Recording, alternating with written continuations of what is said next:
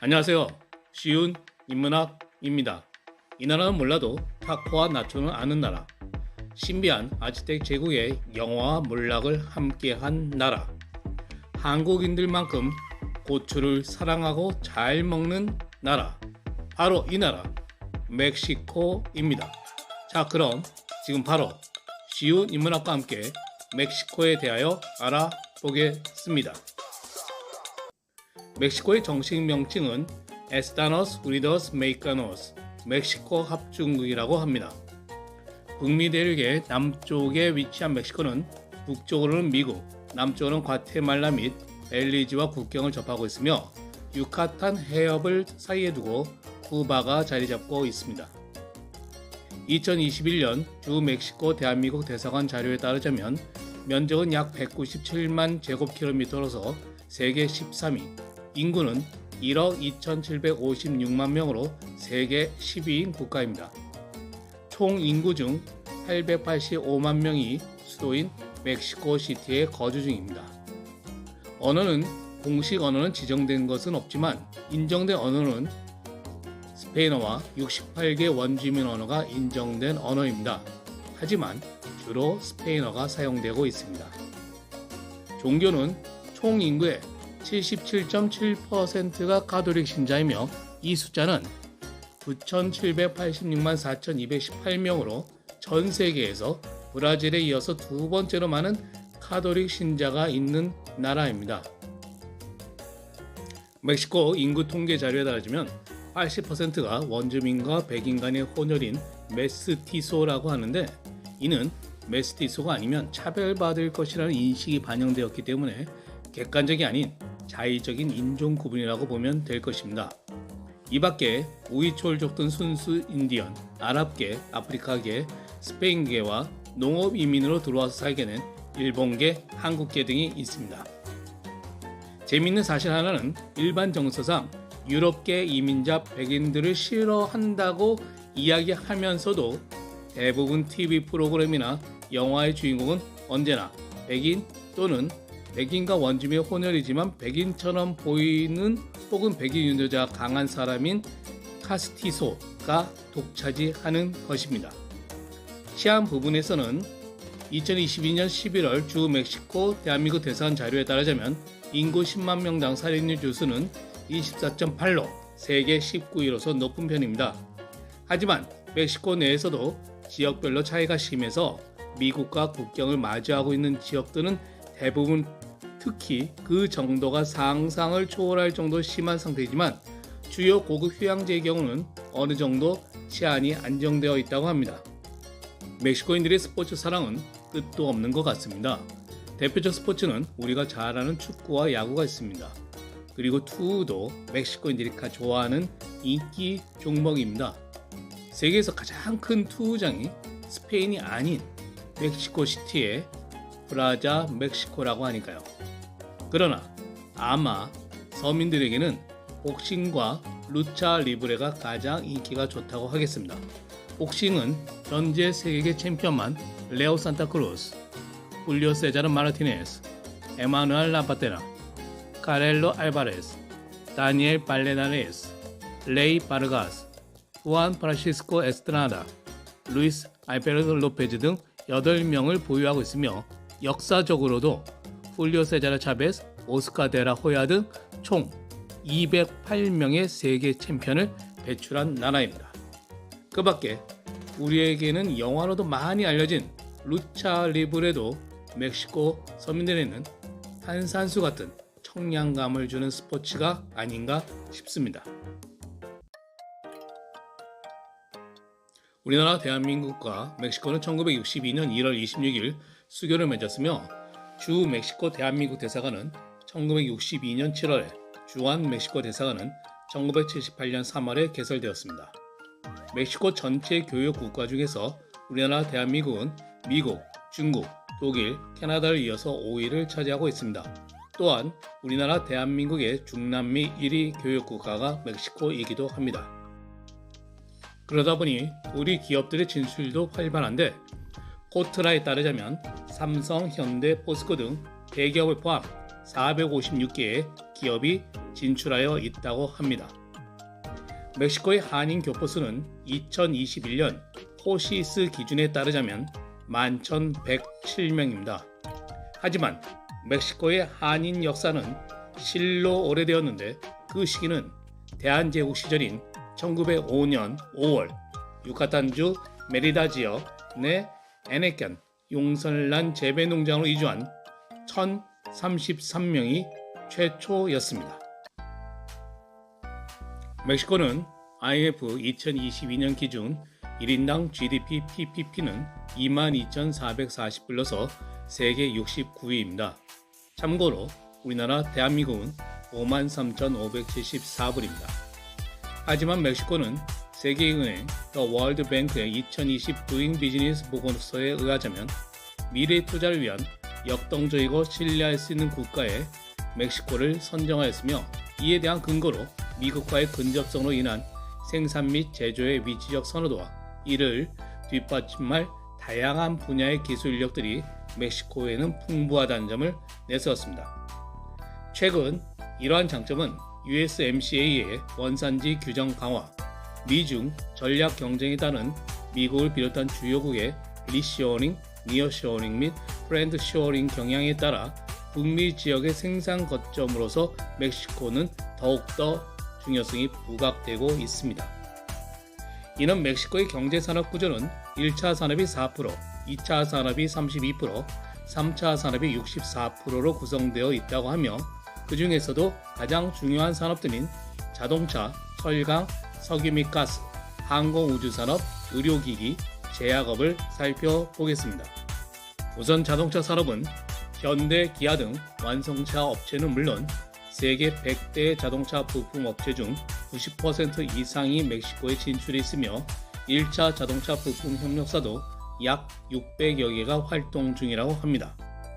두 번째, 철강 산업은 멕시코 철강협회 게나세로에 따르자면 멕시코는 2022년 기준 연간 1630만 톤을 생산하는 세계 15위 철강 생산 국가로서 중남미 철강 생산의 30%를 차지한다고 합니다. 세 번째, 석유 및 가스 에너지 산업은 멕시코가 석유 및 가스 에너지가 풍부한 중남미 산유국 중 하나이지만 지금까지 생산 및 수급에 자립을 못했습니다. 이에 멕시코 정부는 석유 및 천연가스의 생산 및 수급의 자립을 목표로 역량을 모아 적극 추진 중에 있습니다. 이는 다시 말해 시추부터 정제까지 모두 멕시코 영내에서 이루어질 수 있도록 하도록 2023년 이후부터는 멕시코에서 생산되는 원유의 수출을 중지하고 멕시코 자국 내에서 생산 및 정제를 거쳐 자급자족할 것이라고 합니다. 네 번째, 페미아 멕시코 항공우주산업협회에 따르자면 2004년부터 2019년까지 멕시코의 항공우주산업은 연평균 14.2%의 성장률을 보이며 항공우주 장비 주요 제조국으로 부상해 왔다고 합니다. 특히 멕시코는 톱 헤비로 분류되는 주문자 생산 방식, OEM 및 1차 하청업체 TL1이 매우 발달되어 있다고 합니다. 다섯 번째, 멕시코 의료기기 시장은 연 성장률 23%의 높은 성장률을 보이며 41억 불 규모로 성장했다고 합니다. 이의 발전은 중소기업에 의해 주도되어 왔으며 가장 대표적 품목은 영상진단기기 유료소, 멕시코 수출 비중의 77%를 차지하고 있다고 합니다. 여섯 번째, 제약업 분야를 보자면 200여 개의 제약업체가 멕시코에서 생산 중이며 2022년의 경우 2019년에 비하여 7.8%의 성장을 보이는 지속적 성장을 하고 있다고 합니다. 마지막으로 멕시코 핀테크 산업은 연평균 23%의 높은 성장률을 기록하며 성장 중이며 핀테크 관련 법규도 2018년에 정비되었다고 합니다. 현재 441개 핀테크 업체가 운영 중이며 20.3%가 금융결제 분야, 11.7%가 기업 금융관리 시스템, 12.7%가 개인 금융 시스템이며 금융결제 시스템 분야의 강세가 계속될 것으로 전망됩니다. 그리고 또 하나, 멕시코의 전자산업은 현재 주로 텔레비전, 디스플레이, 컴퓨터, 휴대폰, 회로의 제조 및 OEM 설계, 기판, 반도체, 전자제품, 통신장비, LCD 모듈 등을 생산 및 수출하며 전 세계 전자산업 수출 6번째 국가이기도 하면서 멕시코 수출의 30%를 차지하고 있다고 합니다. 하지만 현재 멕시코 경제의 가장 큰 문제는 빈부격차의 문제로 소득계층 상위 20%가 전체 소득의 50% 이상을 차지하고 있으며 지역 간 빈부격차도 극심해 수도인 멕시코시티의 절반도 안 되는 소득 수준을 나타내는 지역들이 다수 있습니다. 이는 OECD 보고서에도 나타나 있는데 멕시코의 상위층과 하위층 소득 격차는 25대 1로서 이는 칠레와 더불어 OECD 회원국 중에서도 가장 높은 수준이라고 합니다. 멕시코에서는 기원전 1200년경 올백 문명을 시작으로 기원전 700년부터 1521년까지의 사포텍 문명, 기원전 1500년부터 1523년까지의 미스테카 문명, 기원전 300년부터 7세기까지의 테오티후아칸 문명, 950년부터 1150년까지의 톨텍 문명과 더불어 기원전 2000년부터 1697년까지의 마야 문명이 번성하였습니다. 1200년경부터 1521년까지는 우리에게 인신공양으로 잘 알려진 아즈텍 제국이 영화를 누리다가 스페인에 의하여 멸망합니다.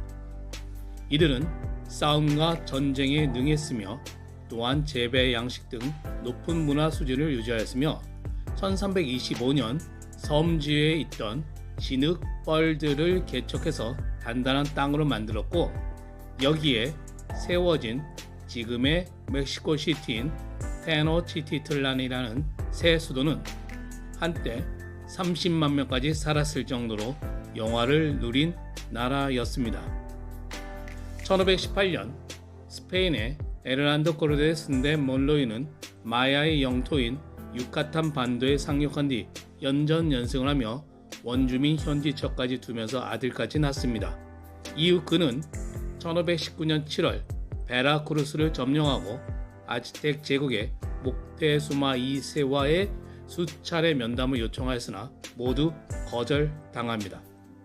1519년 8월 아즈텍 제국의 수도 테니치티틀란으로 에르난도 코르테스 데 몰로이는 원정을 떠납니다. 원정 도중 만난 원주민들과 꾸준히 전쟁에서 승리하더라도 포로들을 풀어주는 등의 행동을 통하여 부족들과 동맹을 맺으면서 진군합니다. 그들은 1519년 10월 제2의 도시인 톨랄에 도착, 비무장 상태의 귀족 수천 명을 광장에 몰아넣고 학살하였으며 도시 일부를 불태웠습니다. 이는 원주민 동맹 부족에 대하여 배신을 못하게 함과 동시에 목테수마 2세에게 공포심을 심어주기 위함이었습니다. 1519년 11월 18일 테노치티틀란에 도착한 에르난도 코르테스 데 몰로이에게 목테수마 2세는 후한 대접과 함께 황금을 선물로 줍니다. 그런데 그 직후 후방에 남겨져 있던 스페인 군대가 아즈텍 제국 병사에 의해 살해되었다는 보고를 받은 그는 목테수마 2세를 궁궐의 인질로 잡아둡니다. 한편 이후 에르난도 코르테스 몰로이가 테노치티틀란을 비운 사이 그의 부하가 학살을 저지르고 아즈텍 제국인들은 대대적으로 반란을 일으킵니다. 급히 돌아온 에르난도 코르테스 데 몰로이는 목테수마 2세를 내서 진정시키려 하였으나 오히려 목테수마 2세는 그의 백성들이 던진 돌에 맞아 죽게 됩니다. 또한 에르난도 코르테스 데 몰로이도 야반도주를 감행하며 대부분의 병사를 잃게 됩니다. 전열을 가다듬고 스페인 본국으로부터 지원도 받은 에르난도 코르테스 데 몰로이는 차근차근 테노치티틀란의 보급을 철저히 차단시키면서 아즈텍 제국의 다른 도시들을 하나둘씩 모두 정복하기 시작합니다. 이때 스페인 본토에서 증언된 병사들 중에는 천연두를 가진 환자가 있었으며 이는 돌에 맞아 죽은 목테수마 2세의 후임인 후이틀라오아도 천연두에 의해 사망하게 합니다. 이는 아즈텍 제국의 멸망의 또 다른 큰 원인이 됩니다. 이렇게 천연두와 보급 단절 등 수세에 몰린 아즈텍 제국은 마지막 황제였던 후아우테목이 1521년 8월 13일 사로잡히면서 멸망하고 맙니다. 그 후 헤르난도 코르테스 데 몰로이는 테노치티틀란을 멕시코 시티로 이름을 바꾸고 1524년까지 멕시코를 도독으로서 통치하였습니다. 스페인 제국은 식민지 내에서 올리브와 포도 재배를 소량만 허락하고 그 이외에 포도와 올리브 재배를 완전 금지했습니다. 이는 스페인 본토에서 라틴 아메리카로 수출되는 포도주와 올리브에 고율의 관세를 매김으로써 막대한 이익을 챙기기 위함이었습니다. 이러한 상황 속에서 누에바 에스파냐 부황령의 미겔 이다고 디 코스티아 신부는 자신의 교구의 농민들의 빈곤 문제를 해결하기 위하여 스페인에서 배워온 올리브와 포도 농사를 농민들에게 가르쳤습니다. 식민당국이 이를 제지하였고 이에 미구엘 이달고 디 코스티아 신부는 자신을 따르는 메스티소 10만여 명을 이끌고 1810년 9월 16일 봉기를 일으킵니다. 하지만 1년간의 항쟁에도 결국 패배, 체포, 처형당하고 맙니다. 그를 이어서 호세 마리아 모레레스가 4년 동안 항쟁을 하였으나 그 역시 패배하고 맙니다. 1821년 반란군을 진압하였던 아구스틴 데 이르두비네는 멕시코 독립전쟁을 시작하였고 1821년 9월 27일 멕시코 시티를 장악하면서 멕시코의 독립을 쟁취합니다. 그는 멕시코 섭정평의회 의장을 역임하다가 1822년 5월 19일 멕시코 제1제국 초대 황제 아구스틴 1세에 등극합니다. 이때 멕시코의 역도는 현재 미국 서남부 지역의 텍사스, 캘리포니아, 뉴멕시코 일대와 파나마 운하 이북의 중미 지역까지 모두 차지하였습니다. 하지만 1823년 3월 19일 황제 자리에서 물러나 유럽으로 쫓겨납니다. 이듬해인 1824년 7월 14일 지지 세력을 믿고 멕시코의 소토나 마리나에 도착하였으나 현지 군사사령관에 의해 체포되고 지역의회도 약식 재판을 거쳐 고작 5일 만에 그의 나이 40에 그는 총살됨으로써 생을 마감합니다. 1838년이 되어서야 아구스틴 덴 이투르비데는 독립운동가, 해방자로 재평가되며 정식으로 장례를 다시 치르고 멕시코 대성당에 그의 유해가 안치되었습니다.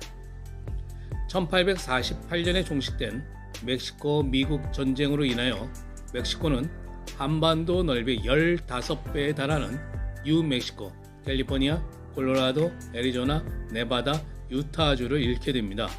이후 내홍과 정치적 분쟁이 끊이지 않던 멕시코는 리사로 카르데라스 델 리오 대통령이 1934년 12월 1일 부임하면서 변화해 가기 시작합니다. 개혁주의자였던 그는 카톨릭에 대한 권력 집중의 해체, 토지개혁, 교육 확대, 석유 국유화를 진행하였고 이를 토대로 중공업과 소비재를 중심으로 수입 대체 산업화를 모토로 건 경제 정책에 성공하면서 연 평균 4%의 경제 성장이 1970년 멕시코 월드컵 때까지 지속되었습니다. 하지만 1970년대 이 경제 정책은 점차 한계점을 보였으며 1976년 부임한 호세 로페스 포르디오 대통령은 석유 생산에서 나온 수익을 기반으로 한 경제 개발을 추진하면서 다시 멕시코는 고성장을 기록하였고 이에 따른 대규모 인프라 산업과 공공지출도 대폭 늘어났습니다. 하지만 1980년대 중반 이후 지속되는 유가 하락과 미국의 금리 인상으로 인하여 멕시코의 국가 부채는 감당할 수 없을 정도가 되었으며 결국 1982년 8월 대외지급유예 모라토리엄을 선언합니다. 이때 국제금융질서의 붕괴를 우려한 미국의 적극적인 뒷받침으로 IMF, 국제결제은행 BIS 등이 모두 77억 달러 규모의 차관을 제공하고 국제민간채권은행당이 100억 달러의 단기 채무 상환을 유예하기로 했습니다. 하지만 1985년 7월 멕시코 정부가 긴축 정책 등의 약속을 이행하지 않았다는 이유로 IMF가 지원을 중단했으며 이에 따라 2차 외환 위기가 발생하였습니다. 이때에도 다시 미국의 주도로 구제 금융을 제공함으로써 위기를 벗어날 수 있었지만 1985년 9월 19일 사망자 약 9,500명, 부상자 약 3만 명, 6층에서 15층 사이의 중간 높이 건물들이 대부분 무너지는 멕시코시티 대지진이 일어납니다. 그리고 그 여파는 멕시코를 지배하였고 빈부격차와 카르텔의 활동은 더욱더 심화되었지만 최근 미국의 정치적, 경제적 변화로 인하여 다시 한번 경제적 도약을 할 수 있는 기회가 멕시코에게 펼쳐져 있는 상황입니다. 멕시코에서 볼거리는 무시오 나시오널 데 안트로폴로피아 국립인류학 박물관을 추천드립니다. 아즈텍 문명의 달력을 형상화한 태양의 돌을 비롯한 우리가 잘 몰랐던 신비한 중남미 문명의 역사를 한눈에 알 수 있을 것입니다. 또한 이곳에서 불과 800m에 있는 멕시코 역사의 단골 장소 차풀테펙 성도 함께 둘러보시기 바랍니다. 멕시코의 먹거리는 나초, 타코 등 다양한 음식이 알려져 있습니다. 그런 멕시코 먹거리 중 쉬운 입문하기 추천하는 멕시코 음식은 몰레 포블라노입니다. 멕시코의 잔치상 음식에 빠지지 않는 이 요리는 삶은 칠면조 가슴살 또는 닭고기, 돼지고기, 양고기 등을 잘게 찢어 옥수수 가루나 밀가루 반죽으로 만드는 또르띠아와 치즈에 싸서 오븐에 구워낸 요리입니다. 이 요리의 핵심은 소스, 즉 몰레입니다. 10여 가지의 칠리, 멕시코 고추와 마늘 등 가증 양념과 함께 초콜릿을 녹여 만든 멕시코 국민 소스입니다.